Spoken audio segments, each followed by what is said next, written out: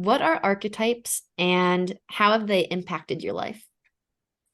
Archetypes are patterns of energy that live inside all of us. They're a piece of our, what Carl Jung calls the collective unconscious, the deepest part of our minds that contains a lot of inherited memories that are common to all of humankind. The way I kind of think about it is it's like this communal memory bank that we have that we sometimes don't even know we have access to, but these energies are influencing us whether we know it or not. And so we're really aware of these archetypes in a lot of different ways. We see them coming up in our myths and literature, our art, our religious icons. We can see them in our dreams sometimes.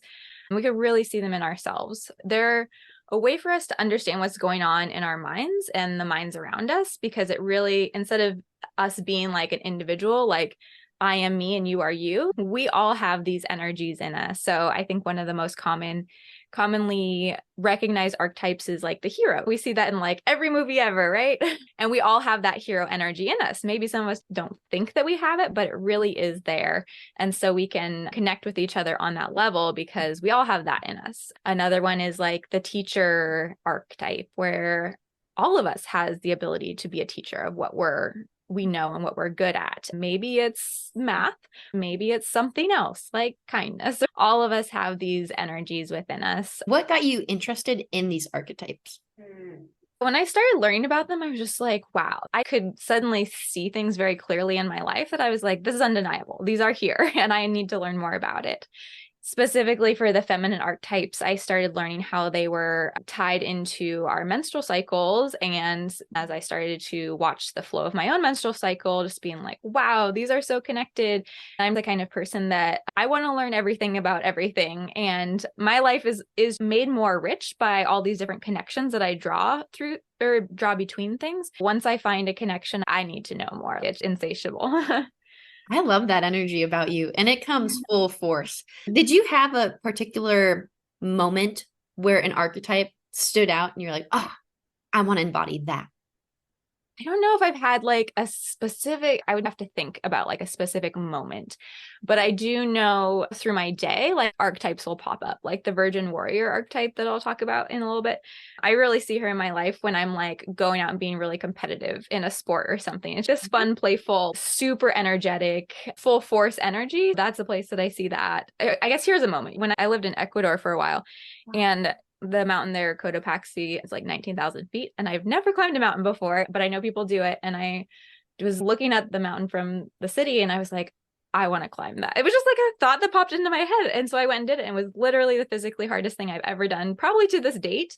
But I think that was a very clear moment of that Virgin Warrior popping out of like, I've never done this before. I know it's going to be hard. I want to go do it. I want to test myself. Wow, that is a wicked experience.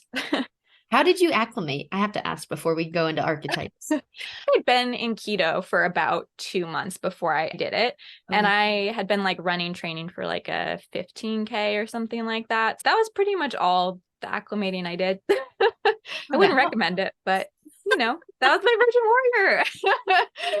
Warrior. Okay. So let's bring up the lead a little bit. Today we are talking about archetypes and we're going to be going through a 4-part series. I would love for you to name each of the 4 parts we're going to be talking about and then lead us into what this Virgin Warrior is. Yes. Okay. So I like to mention that these are our names and kind of outline descriptions that I've come up with for these 4 archetypes. And all of us are going to experience a similar energy, but not exactly the same. So if you feel like you want to name your archetype differently, like that's totally up to you. I came up with these names and I do see them out there too, that other people have named them similarly. But again, this is very individual work and I'm giving a framework. So starting with the Virgin Warrior archetype, I like to mention to start with that virgin doesn't necessarily mean sexual virgin. It's that fresh newness, I've never done this before, first time experience energy, which can be in anything in our life. The warrior part of it, that strength and establishing yourself. And so the Virgin Warrior, she shows up in our lives in our early teens after we've first started bleeding, kind of young womanhood life. She's there to help us establish ourselves, establish boundaries, know who we are, and really come into ourselves as a woman.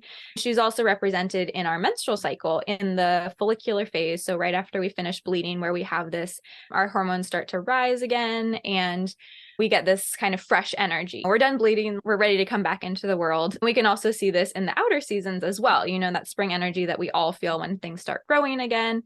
There's a lot of different places, different cycles where we can see the same energy. Then moving on to the mother creator archetype, she is this energy that can come out for us in our lives after we've passed that kind of rebellious teenage, young 20s years, when we feel more stable. Maybe we're settling down, maybe we're having kids. And again, it doesn't necessarily mean kids. You could be mothering a lot of different things. You could be mothering a business, you could be mothering relationship, you could be mothering a community, a project, things like that. That's the creator energy too. She has this full abundant energy, and she can be represented in our menstrual cycle at the time of ovulation. That's when we're most likely to get pregnant. She has this full energy. That's when our hormones are really high and we've just got this juiciness about us. And then internally in the seasons and externally, we have summer. Summer is that time just of full abundance and everything's just popping off. There's this joy and ease about it. And then going on to the Wild Woman Enchantress archetype, she represents our premenstrual time in our menstrual cycles, and her energy can also show up during perimenopause, or that transition from our menstruating years into menopause. Internally, that would be fall energy, or externally as well. Things are dying off. Things are maybe starting to get a little stormy. The winds are blowing, things like that.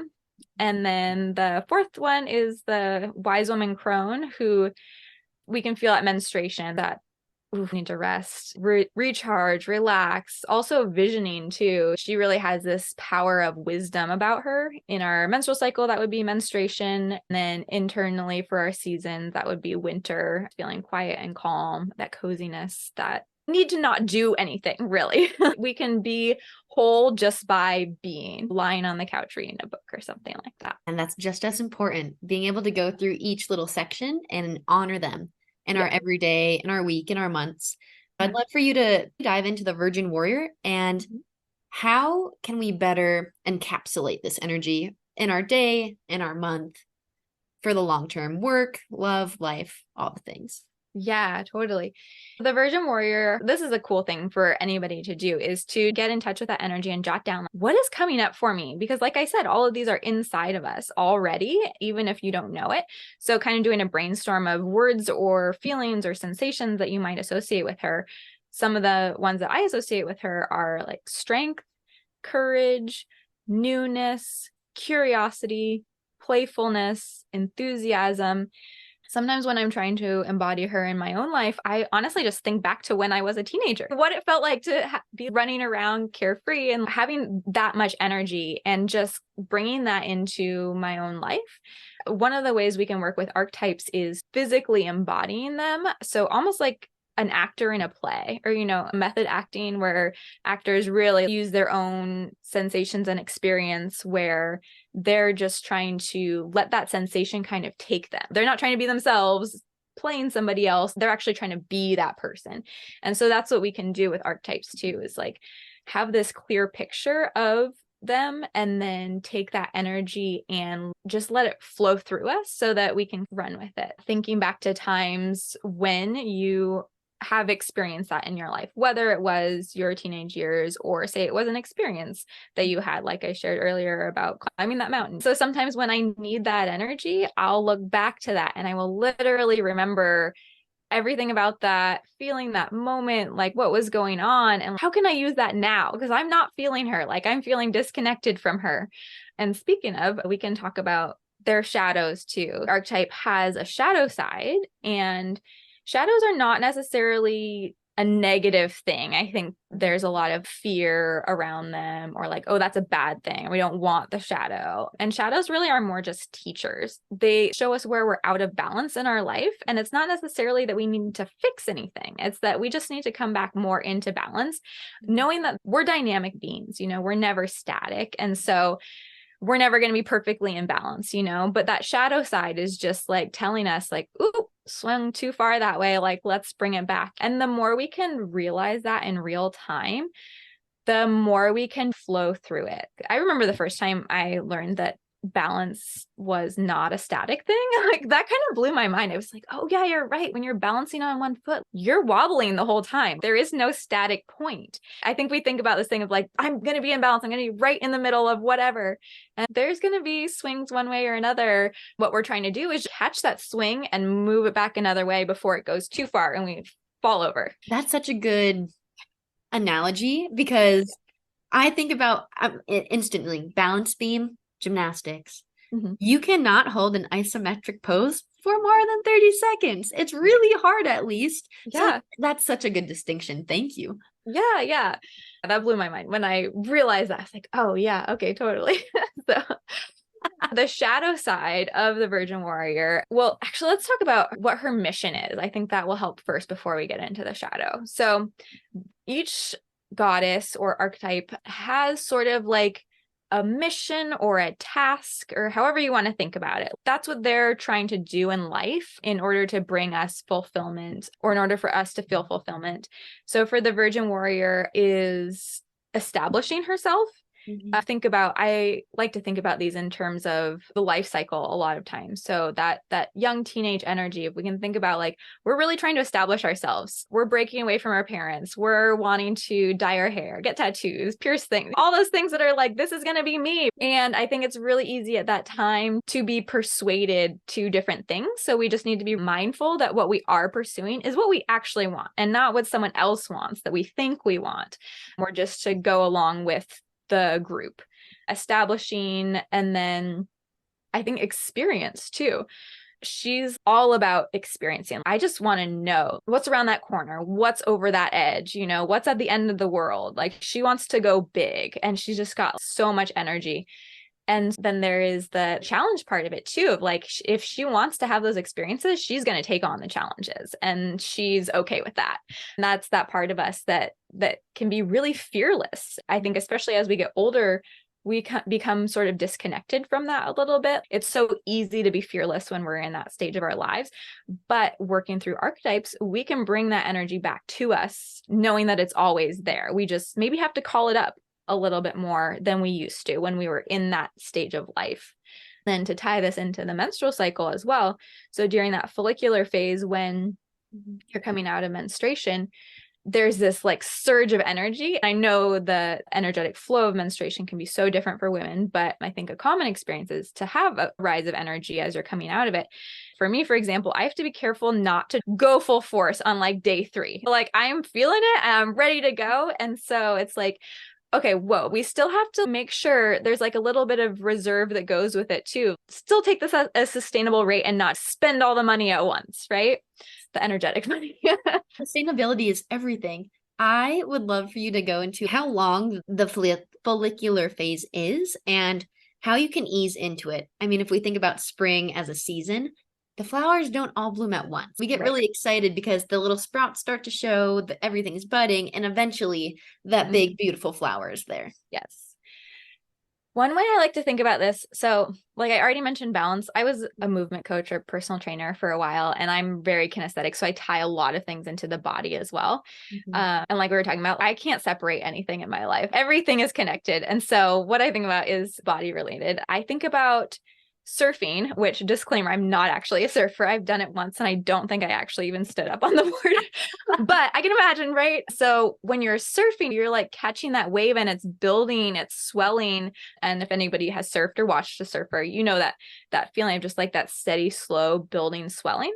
So I use that feeling when I'm in the ocean and I'm trying to feel the energy of the wave and like not go too early or not go too late. Like, what does that feel like?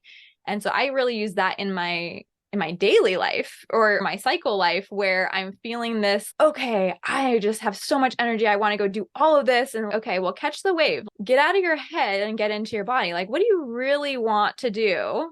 today and also enjoy it. So it's not like I need to go to this mental place of, well, I want to do 500 things today, therefore I have to do 500 things today. It's like, okay, I can hold the fact that I want to do 500 things and also what feels good in my body right now. Maybe like these 3 things sound amazing today and I'm going to follow that. I think there's a little bit of being okay with it. This is almost like surrender in reverse, like how I talked about the Wild Woman Enchantress kind of being surrendering into darkness in that fall season.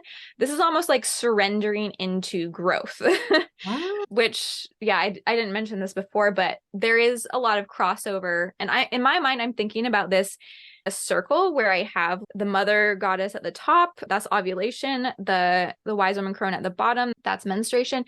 And then we have the flow in is the virgin warrior and the flow out is the wild woman enchantress. So there's crossover between the virgin warrior and the wild woman enchantress. And there's a lot of crossover between the mother and the crone.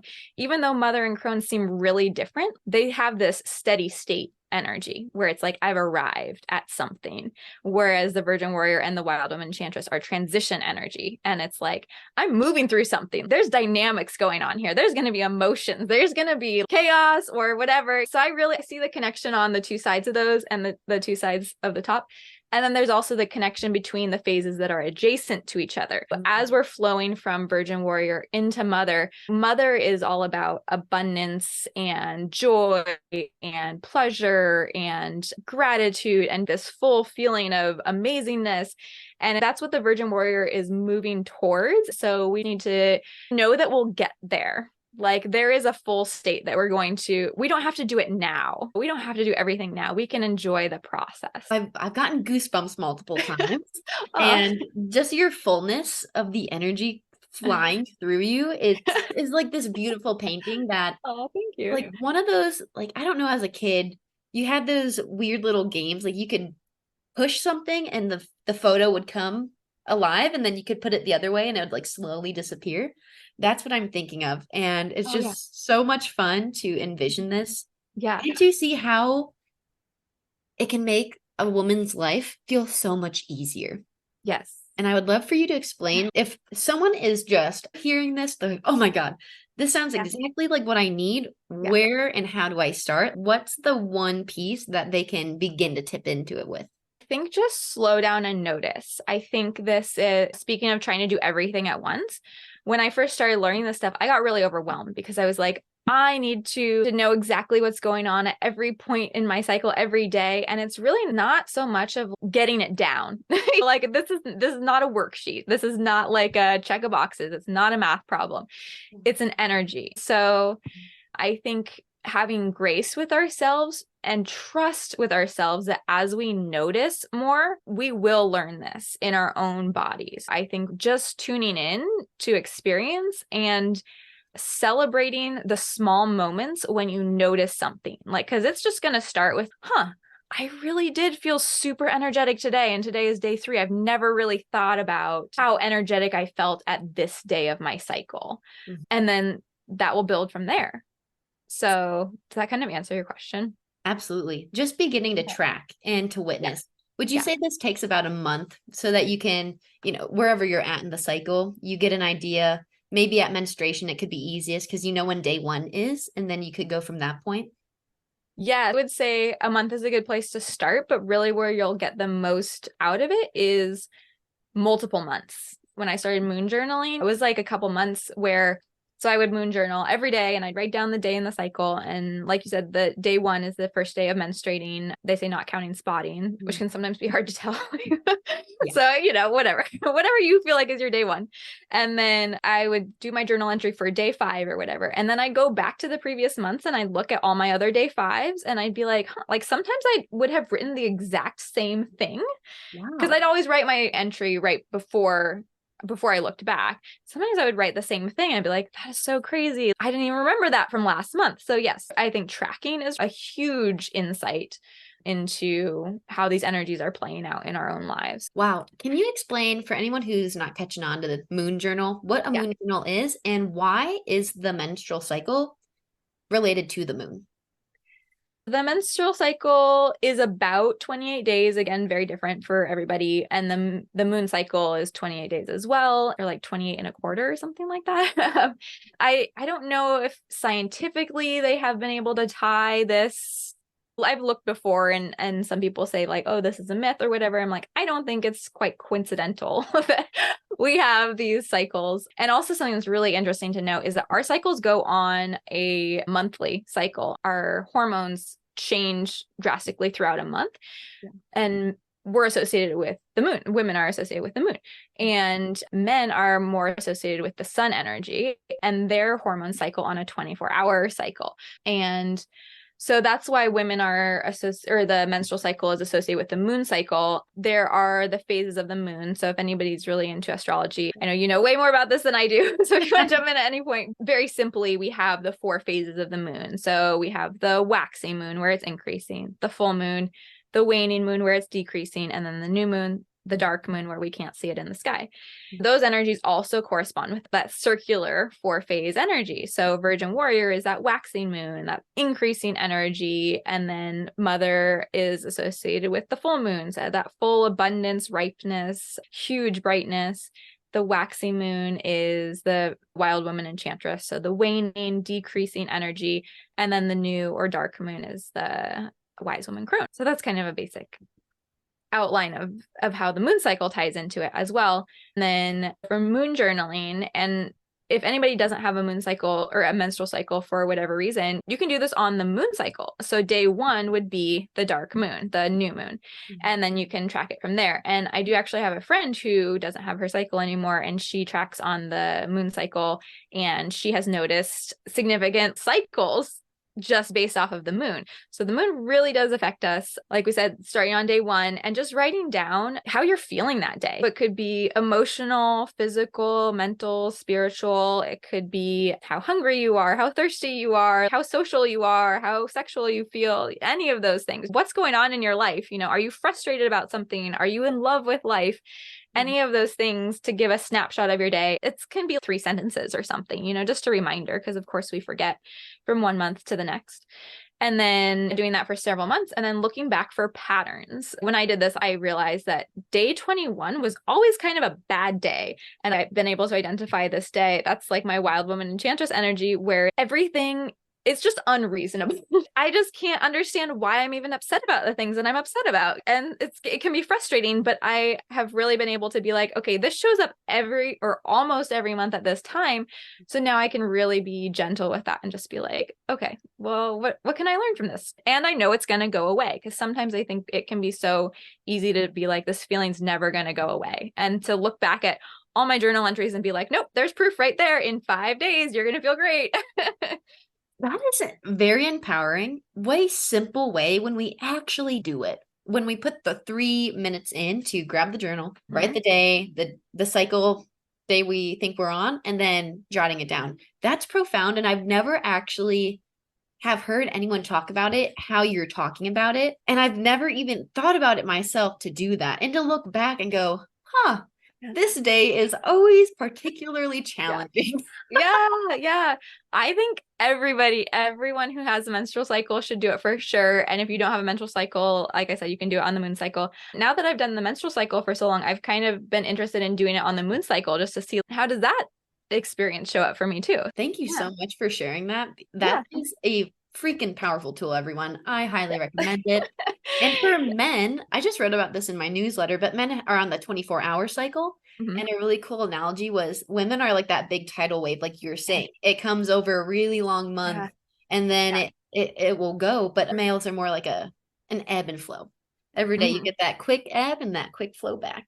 Oh, yeah, I like that. I like that analogy. Yeah, it's just like a very simple and beautiful way to think about it, because we do operate differently. Yet men are also on that testosterone. So they are creating testosterone during the night. It peaks right in the AM. It's the highest midday, and then it begins to shoot back down for sleep. So men could also do this for y'all guys listening out there. Yeah.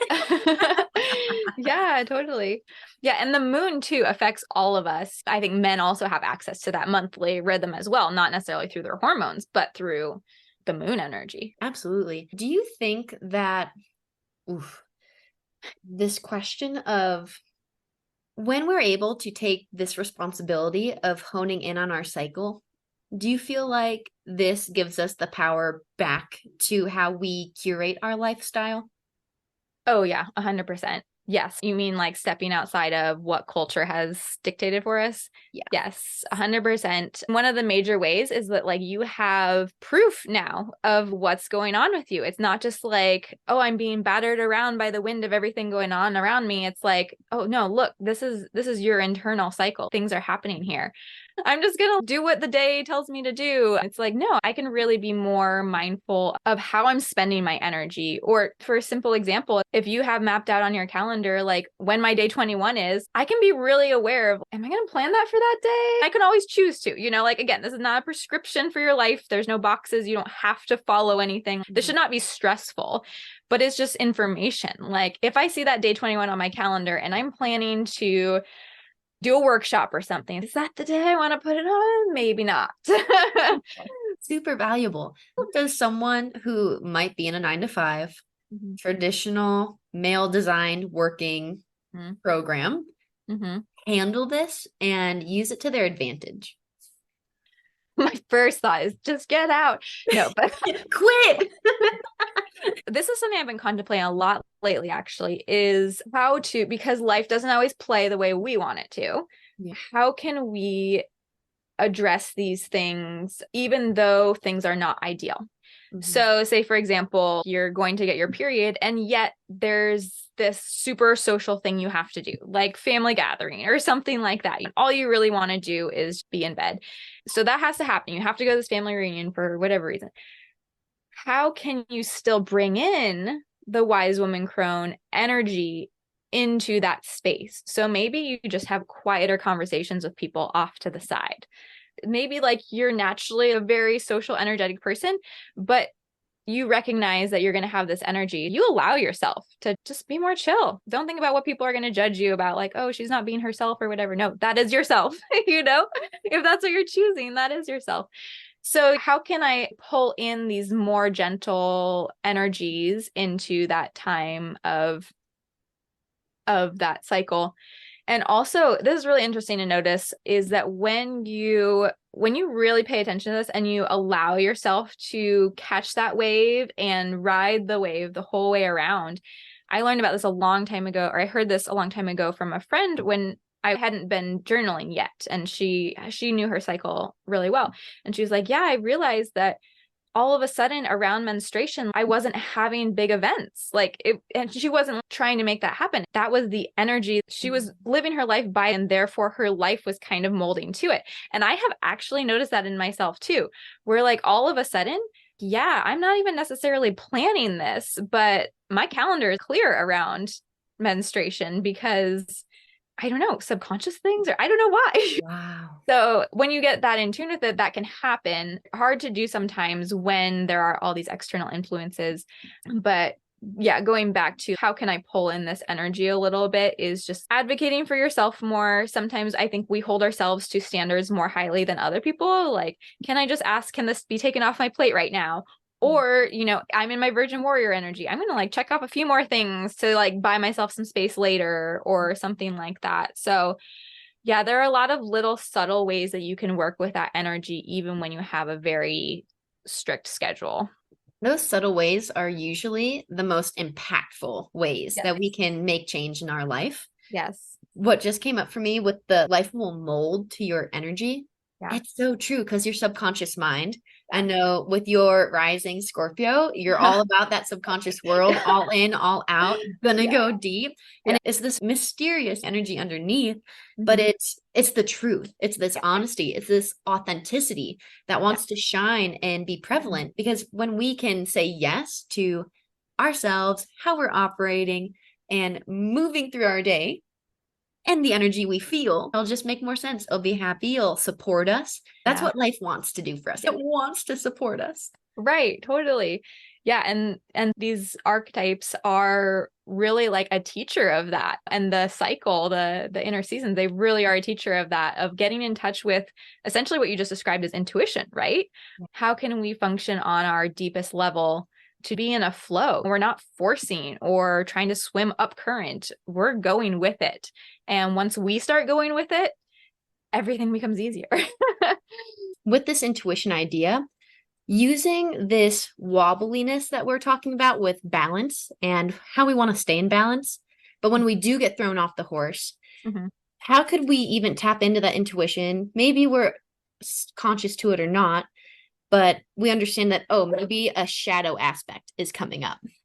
Yes. So if we're aware of what each shadow looks like of the goddesses, it's just like a red light or red flag or a little flashing light that's like, hey, here's out of balance. I think sometimes we get really sucked into our behaviors and are so tunnel visioned. We're in this little world where we don't even necessarily stop and think like, what is this red light for, a flashing light for, an alarm? What is it telling me? We're just in it. For the Virgin Warrior specifically, her task is to establish herself and find her inner strength. She's really powerful. And so one way that her shadow shows up is through self-destructive behaviors.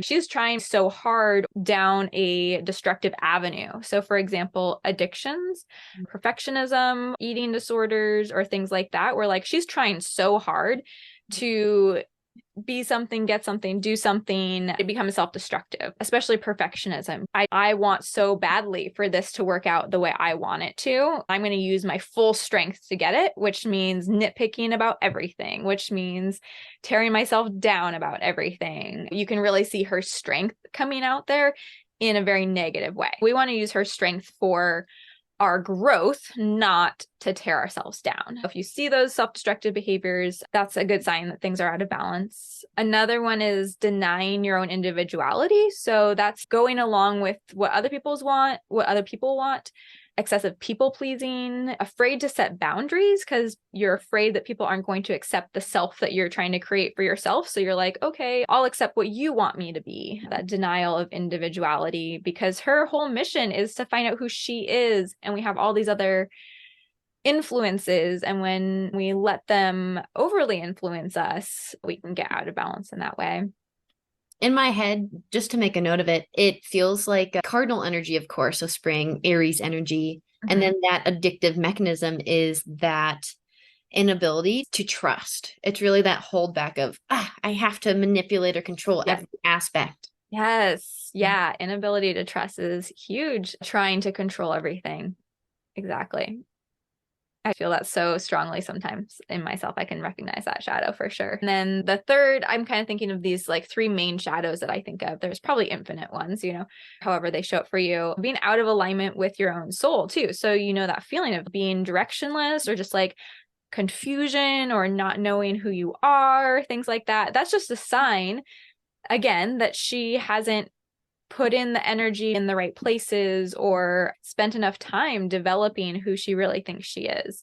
And again, this can show up in any time of our life. But if you think about the life cycle, the younger phase of us, where do a lot of addictions and eating disorders show up? In teenage girls. And not that they can't show up other places, but where do they first show up and show up the most strongly?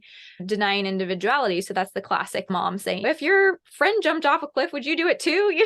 That kind of thing. And then being out of alignment with your own soul. I think we maybe see this with social media stuff right now. So many kids being sucked into their phones, and maybe there's like some depression or despair or hopelessness because they're seeing what everybody else is doing and comparing themselves to that and not spending the time to establish themselves in their own strength, power, energy. Yeah, that's a big issue. They have found out that since COVID, suicide rates in teens have skyrocketed. And it's because of this. I'm seeing so many realities playing out at once that our parents, us, we are not used to seeing so many possibilities, gift and a curse. Because if we don't have that soul alignment, that base to even operate from, it's going to feel like we cannot do anything or achieve anything. And then it's that disbelief in self. So with this shadow side, how can we find that belief or practice generating that belief for ourselves and truly accepting that so that we can become strong in our conviction to have a direction in life, to have that clarity? I think Oprah says it. If you have someone who asks you to just go on a joyride. And you're like, oh, where are we going? And they say, I don't know, we're just going to drive around. Well, some people are going to be okay with that, but other people are going to be like, no, I don't know where we're going. Because if Yeah. I don't know the direction, if I don't know Right. the purpose, what's Right. the point? It really comes down to trusting that we do have our own unique compass. I think there is maybe a fear that we don't have our own compass, that if we don't control every aspect of what we do, that like consciously with our minds, that we will like something bad will happen. One of the first steps is to trust that we all have that inner guidance, inner compass, and that it is connected to a higher source, and finding that trust that like, if I listen to myself, I will find the answers. I don't need to find the answers outside of myself. Because I think about this all the time because I'm such a information lover. I love to absorb information. And then I'll catch myself some days and I'm just like, wow, all you've done is absorb other people's information. Have you even checked in about like how this feels in your body? So sometimes I'll just go for a walk and I'll be like, I need to feel myself again. Like, what do I feel like? So any of those practices where you have a chance to really tune into yourself, I think are very important for supporting her energy. What are your favorite ways to support this energy practices that you personally do? I like to always tie this back to like my connection with nature, because that's where I feel these energies the most strongly, is disembodied from like what we've created as human culture. I think that it's easy to get sucked into everything that we've created as a human culture, but there's so much outside of human culture that we are a part of. And so for me, I love to tie in the strength and challenge part of this with some outdoor energy too. So for me, that's going to swim in a really cold river or lake, or you get that exhilarating feeling. Anything that I can do that will make me feel exhilarated, and that can sometimes bump us out of that despair. If we're exhilarated, we are connected to our power. And things like trail running or climbing to the top of a peak or going on a really long hike or backpacking into the middle of nowhere, things like that, where you can really feel that strength, the individuality, getting in touch with yourself. I really like to do them by myself or with, someone very close to me, so I can really have that space. Also playing sports. Playing sports is a big one for me. What are some sports that you use to really dive into and get out of your head? Because you said this earlier, and I can't believe how, one, I said this to you before we started, how familiar you feel, and how it just feels like we're just home, we're hanging out. We've done this Totally. before. Yeah. For everyone, beforehand we were chatting about our astrology, and she is a massive Leo energy. Y'all think I'm Leo? She is Leo, y'all. She is Leo. And she has her moon in Gemini and her rising in Scorpio, which is such a powerful and magnetic and person full of life energy. But you said move out of the head and into the body. I will not kid you. I had repeated this to a skiing athlete that I coached this winter hundreds of times because she's in that Virgin warrior energy. She's 13, I think, going on 14. And this August on the 12th, she's also a Leo, which I think is super cool. I believe it's the 12th. Yeah. And she is always very fearful of taking up space, being full of life, really staking her claim. And she's so fast, she's so powerful, she's just this force of nature, but she's afraid of really letting it be seen. She's afraid of success, what I see from her. So I tell her all the time, get out of your head and into your body. Yeah, I think sports are so good for that. You asked what sports specifically. For me, one of them is rock climbing. There's like a huge strength component to that and the mental challenge and everything. I love that, being able to be focused. And I think that really draws up the Virgin Warrior energy in me. Also basketball, because it has that playfulness to it, which is something that As a kid, I started playing basketball on the playground in 5th grade. And like, for me, that has always been this nostalgia piece. I was never really great at it. I played it a little bit in junior high and high school, never on varsity. I've recently found a group of women that go and just play. And it's like the perfect blend of like playful and competitive, not overly competitive, but they care too. So I think doing something like that where you can't even think because the plays are happening so fast. Like you just have to, you feel and you go with it, and you have to call up a lot of energy. The more intense you can be, the more fun it is. I cannot agree more. Another thing you said earlier, which you just spoke again, was you can't feel two things at once. You can't think two things at once. So you're either happy or you're sad. You're intense or you're subtle. And Yeah. I think that's a really beautiful acknowledgement to have, because once you understand that and you see how easy it is to create that point, you're like, oh, I'm feeling X. Let me go sprint down the road if I don't have a lot of time. Or if you're mad at a coworker and it's online and you're frustrated and the email, you just can't get it done, go outside for 10 minutes and play with the dogs, or just lay on the ground and scream. Right. Yeah. Move energy. Move energy. Yeah, it's so true. Moving energy is my favorite. Is there any last words you'd like to say to wrap up the Virgin Warrior energy, whether it's shadow, light, mission? I feel like we kind of covered it all. I'm sure there's more we could say about it, but I think that's a really great overview. Thank you so much, Bri. This has been super exciting. Thank you, Isabelle. What is the next archetype you'll talk about for the series? So, a little teaser, the mother creator, which right now, when we're recording this, at least we're in summer, she is the summer energy. And it's all about that fullness, that newness, and also that play between creation and joy and pleasure, and reminding us that when we're creating, we should also be feeling joy and pleasure. Creating and nurturing is not a work task. It should also be joyful. Yeah. Amen to that. Permission to be curious and permission to be full. So everyone, that's what you got next, coming to you for part 2. Thank you so much, Bri. This has been such a delightful connection, and I can't wait for the next one. Yeah, me too. Well, thank you, everyone, and we will catch you on the next podcast.